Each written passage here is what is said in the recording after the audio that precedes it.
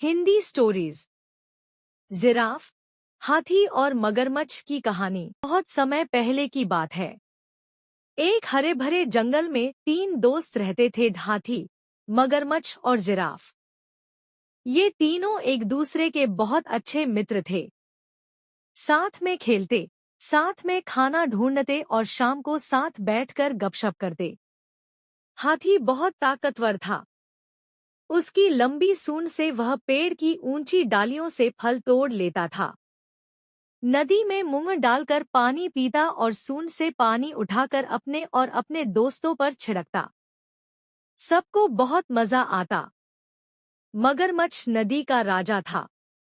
उसके छोटे छोटे पैरों की वजह से वह जमीन पर ज्यादा तेज नहीं चल पाता था, लेकिन पानी में वह बहुत तेज तैरता था। लंबे मुंह और तेज दांतों से वह मछलियां पकड़ लेता और अपने दोस्तों को भी खाना खिलाता। जिराफ सबसे लंबा था। उसकी बहुत लंबी गर्दन की वजह से वह पेड़ की सबसे ऊंची डाली पर लगी पत्तियां खा लेता। जब कोई फल ऊंचे पेड़ पर होता तो जिराफ आसानी से उसे तोड़कर सबको बांट देता। एक दिन तीनों दोस्त नदी के किनारे बैठे हंसी मजाक कर रहे थे। तभी अचानक हवा में से एक बड़ा नीला धुआं निकला। धुएं के बीच से एक बहुत बड़ा जिन्न प्रकट हुआ। उसका शरीर नीला था और आंखें बिजली की तरह चमक रही थी। जिन्न ने गहरी आवाज में कहा, मैं एक जादुई जिन्न हूँ। आज मैं तुम तीनों की एक एक इच्छा पूरी करूंगा। जो चाहो मांग लो, लेकिन याद रखना, इच्छा सोच समझकर मांगना। तीनों दोस्त बहुत खुश हो गए। उन्होंने एक दूसरे की तरफ देखा और अपनी अपनी इच्छा सोचने लगे। सबसे पहले हाथी ने कहा, जिन्न साहब, मेरी सूंड बहुत लंबी है, इधर उधर फंस जाती है। कृपया मुझे एक छोटी सी सूंड दे दो।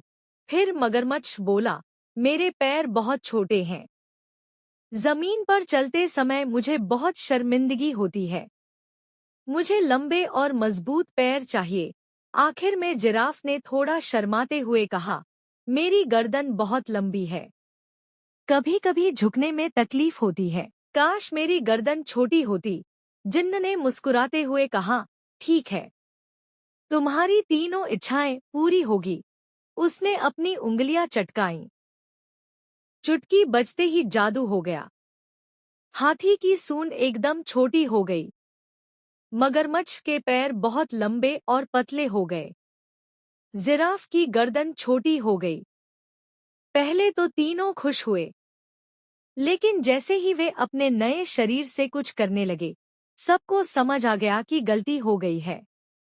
हाथी ने नदी में पानी निकालने की कोशिश की, तो सूंड इतनी छोटी थी कि पानी मुश्किल से आधा ही उठ पाया।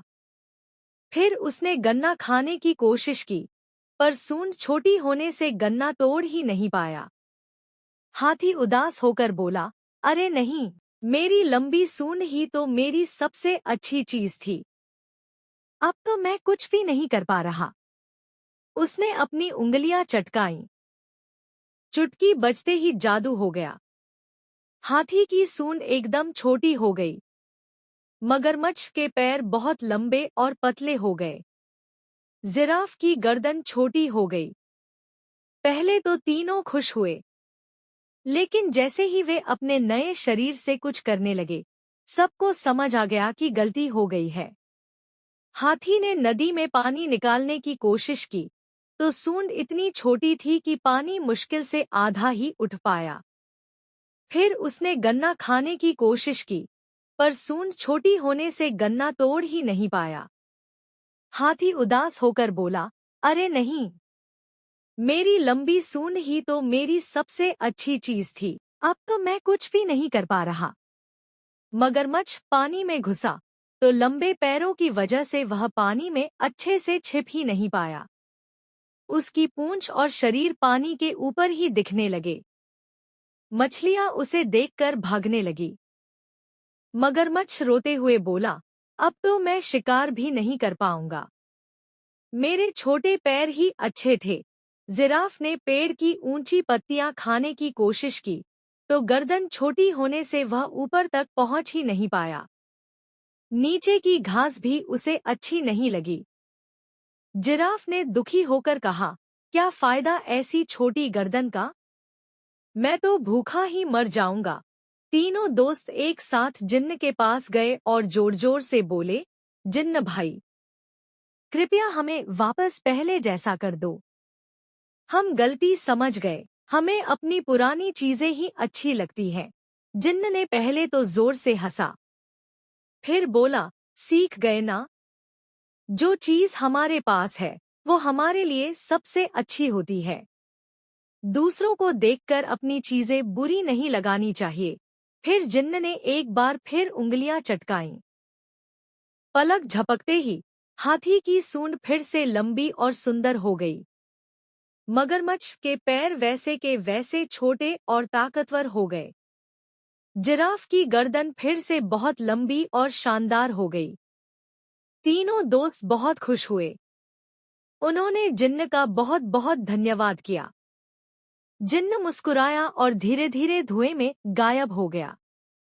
उस दिन के बाद तीनों दोस्तों ने कभी भी अपनी चीजों को बुरा नहीं कहा। वे एक दूसरे की खूबियां देखते और खुश होते। और जब भी कोई नया जानवर आता जो अपनी चीजों से परेशान होता, तो ये तीनों उसे अपनी कहानी सुनाते और समझाते, जैसा ईश्वर ने बनाया है वैसा ही सबसे अच्छा है। और इस तरह वो खुशी खुशी अपने जंगल में रहने लगे।